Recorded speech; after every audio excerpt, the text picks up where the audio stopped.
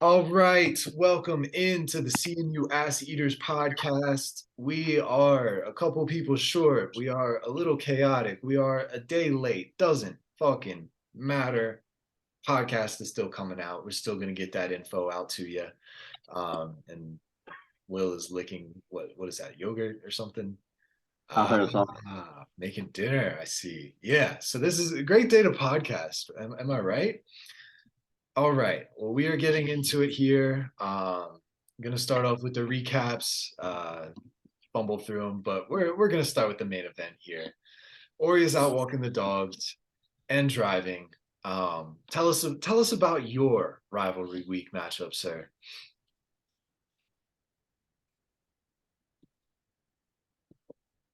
If you can. Is that a All right. Well, we are going to come back to you once you know what's going on. Wait, I'm here. Okay. Okay.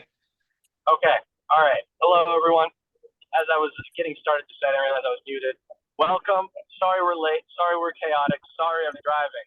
If you are frustrated with this episode of the podcast, I encourage you to direct all of your hatred, all of your anger, and all of your complaints to no other than Nick Talarchik, the bitch. All right? It is because of him that we canceled recording on Wednesday and moved it to Thursday. And here we are Thursday, rescheduling around him, and he is not present. So if you are in any means frustrated, it's Nick's fault.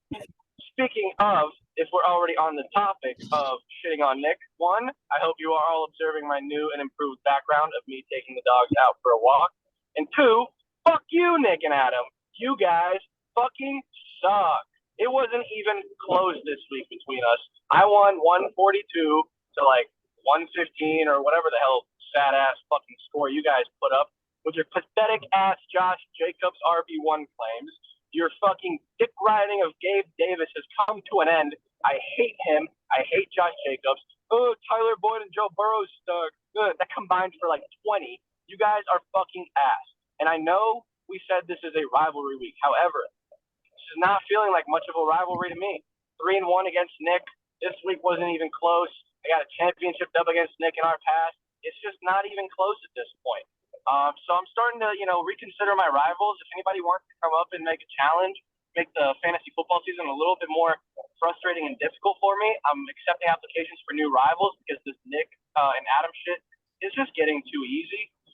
But yeah, just to, wrap it all off, Brandon, thank you for Derrick Henry. Welcome to my team, Derrick Henry, with a beautiful 30-point bomb. Made me super happy. Tyreek Hill is my best fucking friend, and I was so right about him.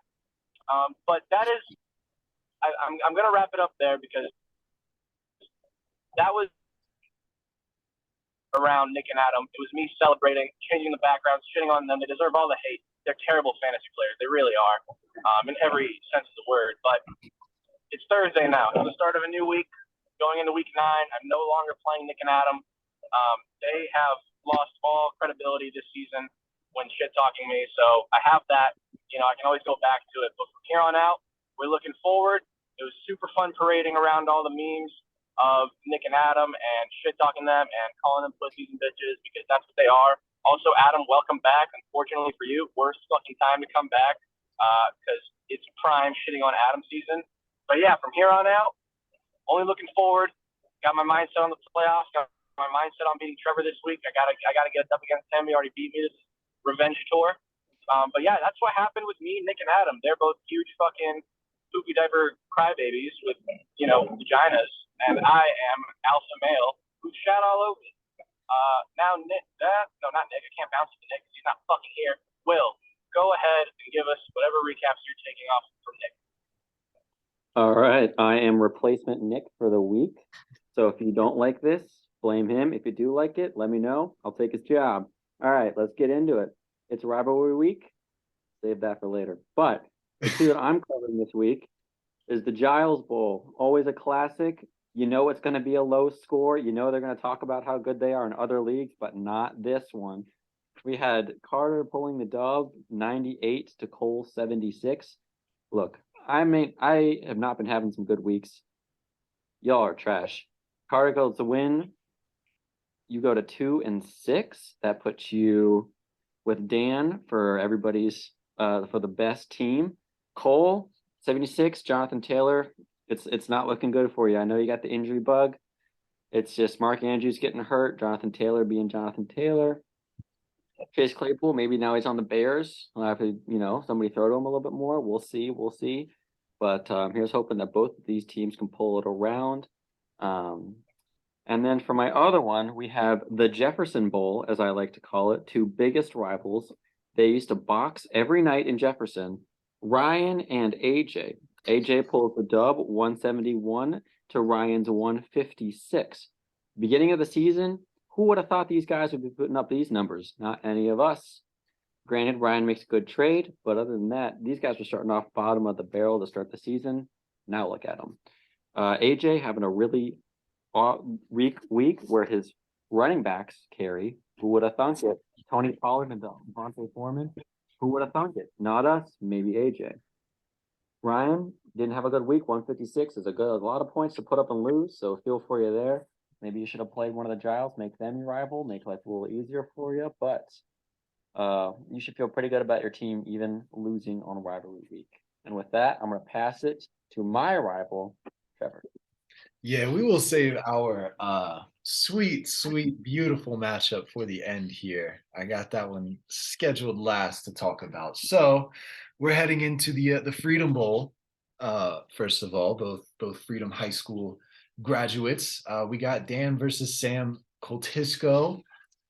Just an all-around thorough dicking of the younger graduate there by Sam K. Dan's team was limited to damn near 40 bomb from my best friend in other leagues, AJ Brown. And really not much else. I mean, honestly, 17 points from Josh Allen is like a bad game for him. And nobody else over 15 across the team. So just really didn't show up outside of just an absolute monster performance from AJ Brown. We'll get into him in my MVPs later. And Sam Coltisco just up and down. Great week overall. D-Hop coming back, an absolute stud wide receiver one for sure the rest of the year. You love to see that. 20 from Kyler, 20 from everybody's least favorite trade piece, Antonio Gibson. Imagine that. And just a great week there. So Sam beats Dan 151 to 121. And next on the list, we have the Houseboy Bowl, Part 1. Brandon versus Sam Akers. Another thorough up and down dicking for Sam Akers. 40 bomb from Christian McCaffrey, 30 bomb from Jalen Waddle, almost a 30 bomb from Tua. That stack has played off twice this year, and I believe it's the only 2 wins for Sam Akers. So great job there. When they boom, they boom. McCaffrey on the 49ers looks like a fucking god. And yes, solid week here from Brandon on the other side. We know that the godly running back duo is no more, but he's replaced Derrick Henry with Dalvin Cook. It's a very, very, very slight downgrade. But both Chubb and Cook got 25. Hurts, that fucking dude, with 28 and the 4 tutties. Outside of that, shite. Absolute shite up and down his team there. So Sam Akers beats Brandon 163 to 115. And now for the main event, Houseboy Bowl Part 2, me versus Will. I'm not incredibly proud of my team, but fuck it, a dub is a dub, and it is so sweet during rivalry week. I see that you have updated your profile pic to the Blue Moon. 4 straight losses for Will, continues to slide down my rankings, continues to rely on James Robinson for some reason, and just didn't show up. The whole back half of your roster, not even in double digits there. And I rode the waves of Mr. Brandon Ayuk and Ramonster fucking Stevenson.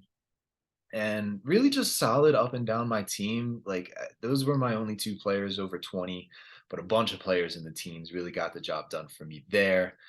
And yeah, 127 to 104 there for my victory to bring me to the sole first place in this league, 6-2. I think that might be the first time I've ever been in sole first place. So feels great there. All right, and I'm gonna keep talking because we're going into the MVPs and poverty plays of the week. We got actually a very, very good week from a lot of people. Really, really brought the juice to rivalry week. Shout out all of those NFL players who do not give a single fuck about fantasy football except for Austin Eckler. But we love to see it. MVPs, we got quarterbacks Tua and Hurts played in the same national championship game for the same team a couple years ago. Wild to see them doing great in the NFL now. Neither of them hit 20. 30. No quarterback hit 30 this week, but 29 from Tua, 28 from Hurts. Good enough for my MVPs. The other single position, tight ends. We didn't have any this week. Nobody scored more than 13 points. So I'm not going to talk about anybody. Kelsey on bye. Andrew's getting hurt. That'll do it. If only I started Pitts. Into the running backs, we got Alvin Kamara with a 3-touchdown game. Wait, Trevor. Yeah. Trevor. Oh, dear God, you're going to have to repeat whatever you just tried to say.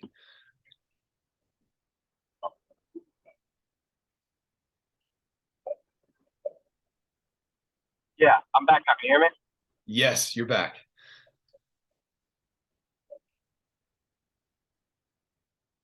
Am I back now? Now, you're whenever you say "Am I back?" you're back. But other than that, no. Keep trying. All right, I'm back. Yes. I'm back. I'm here. Can you hear me now? We're good. Okay. I'm pretty sure Tyler Conklin had like 25. Yes. But he was either on waivers or on somebody's bench. I just go for starters. Oh.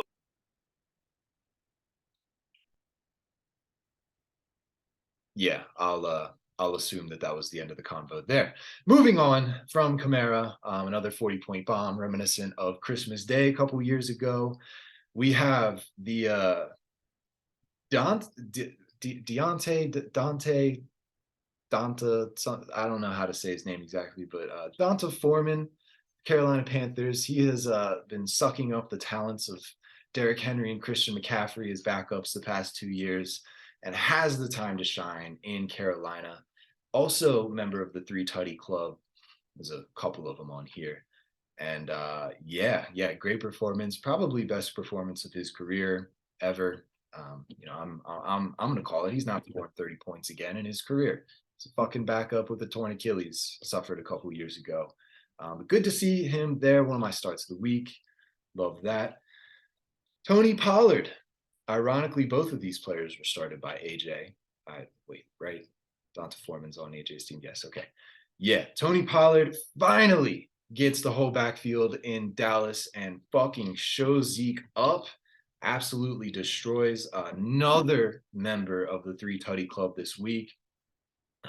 Yeah, just an absolute baller of a performance. Only 14 rushing attempts, and he had like 150 yards and 3 touchdowns. So really, really cool to see that. I had him in a couple different leagues. Really loved that.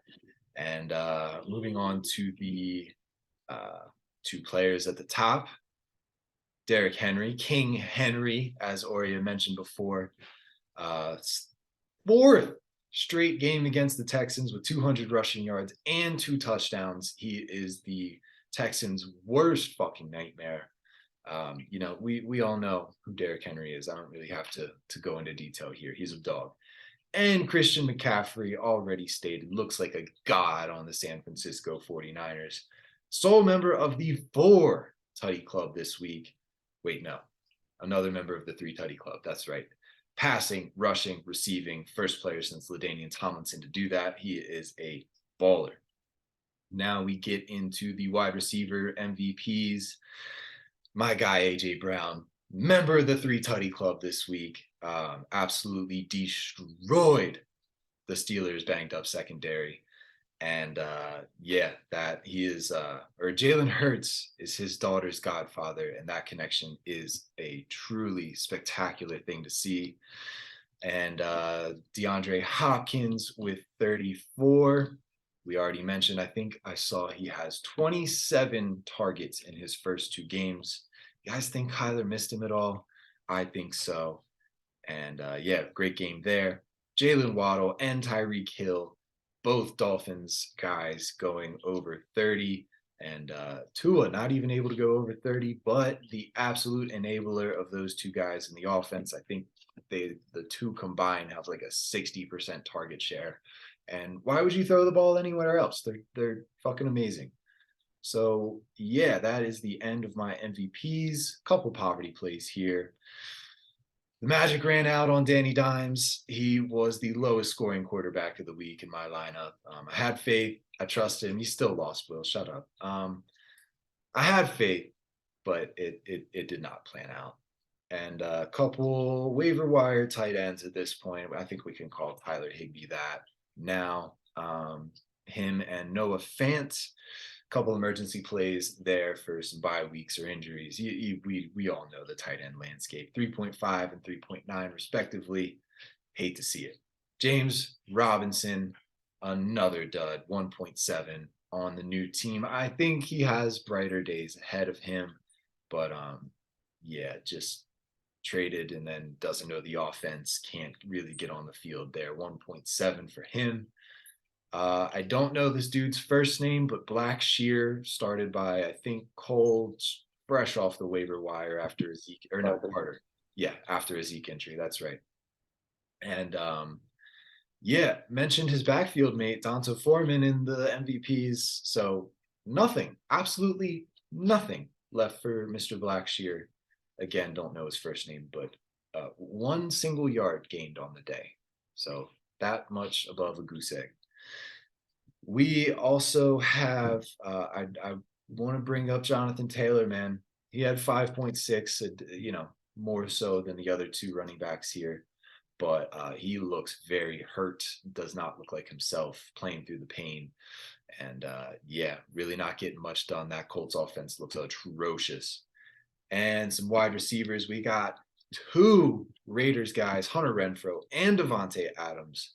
The Raiders failed to score any points this week, and that's that offense is just fucking broken. Like, you'd think they'd be fine, but no, they are trash. So 1.6 for Renfrow, 1.2 for Davante.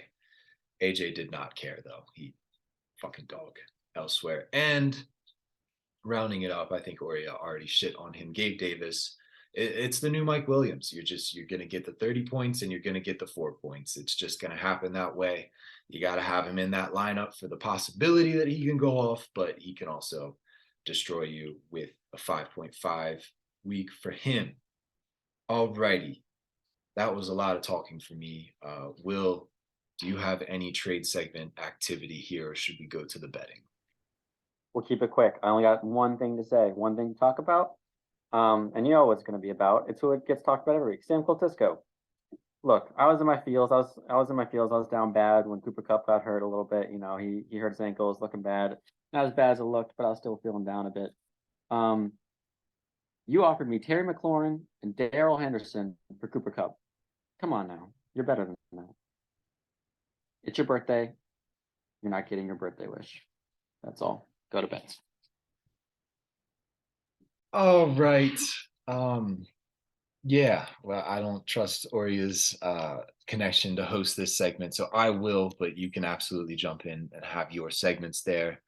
So I will start with Oria. What are your NFL bets for the day? We don't have any stats, as our regional betting expert is sick for the day, but we got our NFL bets. What you got?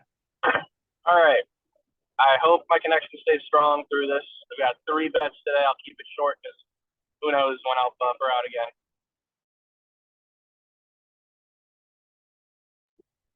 Right now. would be Ben. Am I there now? Yeah, you're there now. Okay. Jonathan Taylor, anytime touchdown. He's due, no Naheem Hines, if he plays. If he doesn't play, obviously scratch that. Panthers, +7.5, playing Cincinnati. That's -112. Cincinnati's not looking good without Jamar. The Panthers have found some spark. DJ Moore has woken up from his 5 years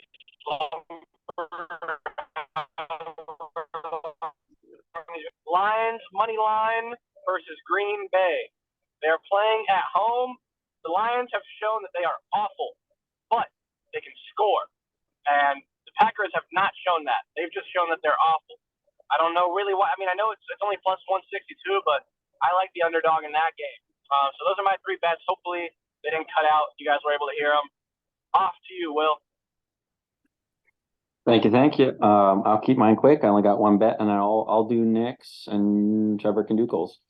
For my bet, I have Seattle +2 versus the Cardinals. Seattle's on the up, Cardinals are on the down. This is always a really low scoring game between them every year for some reason. Whenever they play each other, the score's low. We don't know why, it just is what it is, no matter how both teams are. But Seattle's definitely got 2 at them to, they're probably gonna win. You probably take the money line on that, but more on that later. And then for Nick's bets, I do not sign off on these. I'm reading them as is, just for the record. We have Rams Bucks under 42.5. 2 teams that are really old. They have no future and they're kind of paying their price now. Offenses haven't been looking great. So we have them under 42.5. He's also got the Cards and the Seahawks under 49. Like I said, traditionally it's been a really low scoring game. And I think that's 49 is a lot for that. So yeah, that's actually a pretty good bet. I'd take that one too. Next, the Chargers and the Falcons under 49 points. I don't know if I'm buying this one, but I'll say it anyway.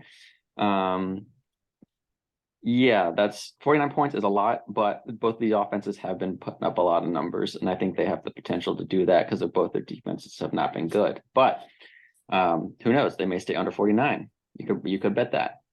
Next, Lockett and D-Hop anytime touchdown. I don't know if he's got those together. Probably not. Probably separate. But D-Hop's been going off. So is Lockett. Lockett's got a get right game after some pep talks from Gino on the sideline last week. So good stuff there. All right, Trev, why don't you round us out with the bets? Yes, I will start with mine. I actually just realized that Nick beat me to the punch with that under on the Rams Bucks game, but I co-sign. I am riding with that. 2 teams that have proved that their offenses are totally broken this year. Quarterbacks look old. Lost a couple pieces that we didn't think would be too much of a big deal in the offseason, but they have proved to be the ultimate downfall for these guys. So yeah, their defenses are still good, and I just don't think they're hitting that 42.5. And my spread pick, I actually did a money line here because the spread was only 1.5 either way. I'm riding the Jags money line against oh God, who are they playing? Do you know? Oh no, this is bad. All right. Just when Anyway, it doesn't get any worse. yeah. I'm looking. Oh, the Raiders. I talked shit about the Raiders in my poverty plays with Renfro and Devontae having bad weeks. They're traveling down to Jacksonville, so across the country there. They're favored somehow, even though they have 2 wins each. And the Jags are due.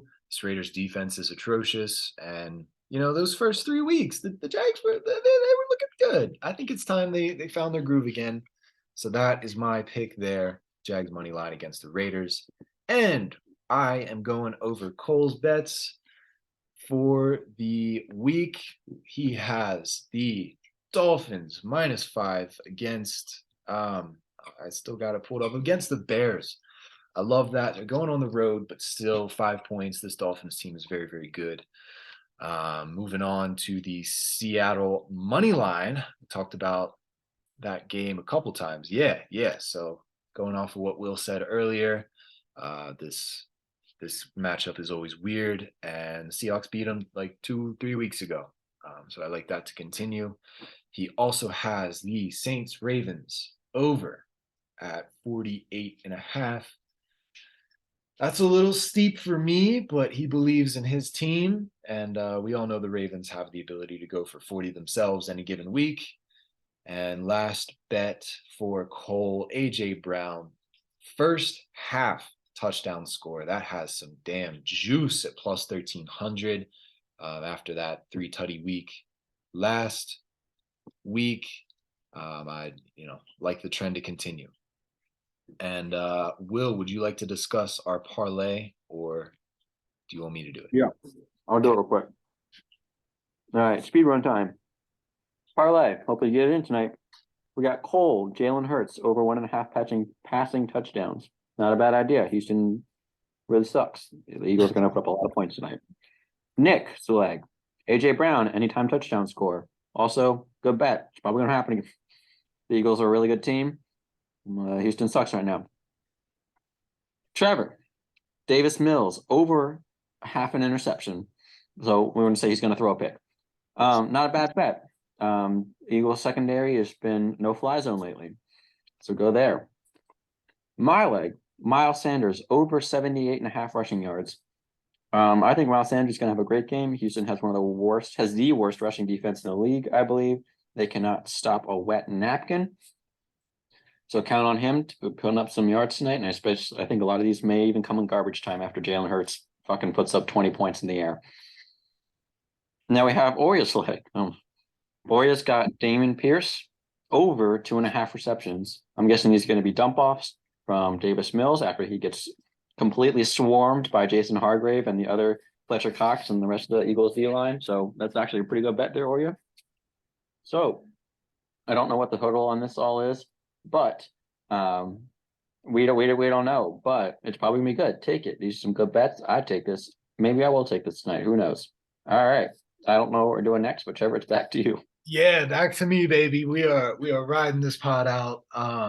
Let's get a couple power rankings down. We got 8 minutes left in this call, so we got some time here. I will go over Nick's power rankings that I absolutely disagree with, but it's objective. So he has his team first. Wait, no, we go from the bottom here. We go from the bottom. That's right. We got to do it the right way.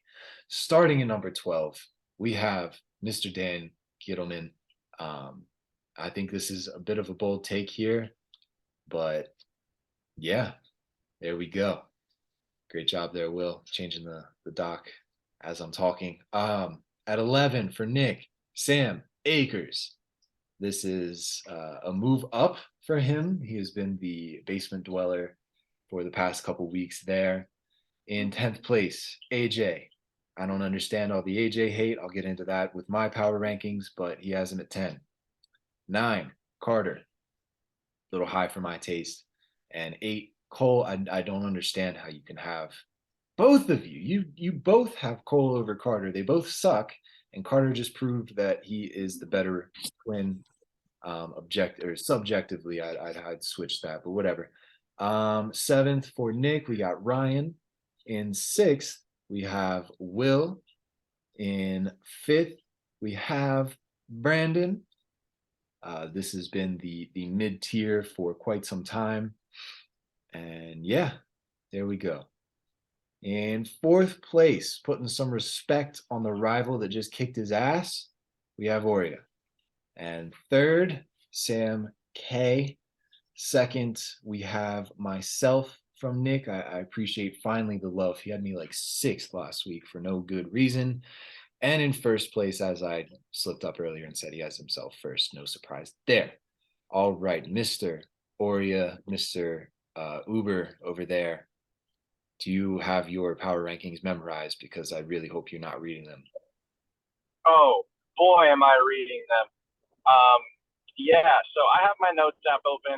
I hope I don't cut out again. Ladies and gentlemen, what you are witnessing before you right now is an absolute textbook and masterclass distracted driving performance from yours truly. I will now give you my power rankings and my retard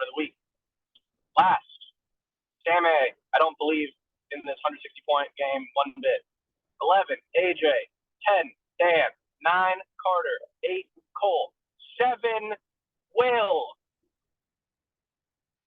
6, Ryan. 5, Sam K. 4, Nick and Adam. 3, me. 2, Brandon. And 1, Trevor. Those are my rankings. Now, for the moment you have all been waiting for, the reason you wake up in the morning, the reason you come when you fuck, the reason you shed a tear when you get emotional, it's all because of Retard of the Week. Retard of the Week. Honorable mention, Nick. 1, for getting bitched by me. 2, for not making the podcast last night and rescheduling it to today. And for 3, not making it to the rescheduled podcast. And 4, just fuck you. All right. Now for the actual Retard of the Week, we do just have a pretty normal one. I have got Cole as this week's Retard of the Week for losing to a lineup that includes Michael Carter, Zay Jones, and first name Raheem Blackshear. I got you, Trevor. I did the research. It's Raheem. You talked about grit, but you were just out-gritted this week. By all means, just losing to a 96-point team. I expected your team to have the grit to, break that 100-point mark. It didn't happen. I know some injuries got you, but that is a pretty embarrassing lineup to lose to. So now, rankings. That's mine. Back to you, Trevor. All right, I believe I can squeeze mine in before the call ends. So we are getting into it. My rankings and awards of the week. I actually have the privilege of a 3-tier ranking system this week. We have separated out enough for me to break it up another time. So we are starting with the dog shit tier. In 12th place, last place, moving down into last place. Carter, you got the dub, but the team below you absolutely blew up this week, and you did not. So yeah, in last place with 37 points. Like I said, the upper and lower bound of this is right around like last place averaging 9th place in the league per week, and first place averaging about 4th place in the league per week. That has been fairly consistent here this season. In 11th place, finally getting out of the basement for my statistical based rankings, we have Sam Akers with 40 points. 10th place, the biggest loser of the week, moving down 3 spots, and loser of rivalry week, loser of the Twin Bowl, all around loser, Cole with 42 points. And rounding out the top of my dog shit tier, we have Dan with 44 points. Into the horribly mid tier, in 8th place, Ryan with 49 points. And AJ in 7th place, the winner of that Jefferson boxing matchup, moving ahead of Ryan with 51 points there, and just barely staying in the top half, even after a good week there, Mr. Oria with 52 points. And continuing into the horribly mid-tier, Will hanging on to his early season success, but continuing to fall down my rankings. 5th place with 54 points. And the top of my horribly mid-tier, we have Brandon, 56 points based on my stats. And time for the top 3. This is the actual championship contender tier. 3rd place, I have myself. I am actually I have myself the lowest out of all of us on the power rankings. I guess my performances have not exactly matched my record, but still great there. 64 points for me. Sam K, 66 points in 2nd place. And at the top, unfortunately, taking a massive L this week, we have Nick and Adam. Only 1 point ahead of Sam with 67 points. So a very tight bunch there at the top. And that is the end of my rankings. We got 2 awards to give out. Carter is the biggest bitch of the week with the 98-point victory in rivalry week. And My ass eating cuck is Ryan. 156 points in an L. That really hurts, but he's coming off a biggest bitch of the week last week. So, balances out. Fantasy has a way of doing that for the most part. All right. We will see you guys on the flip side.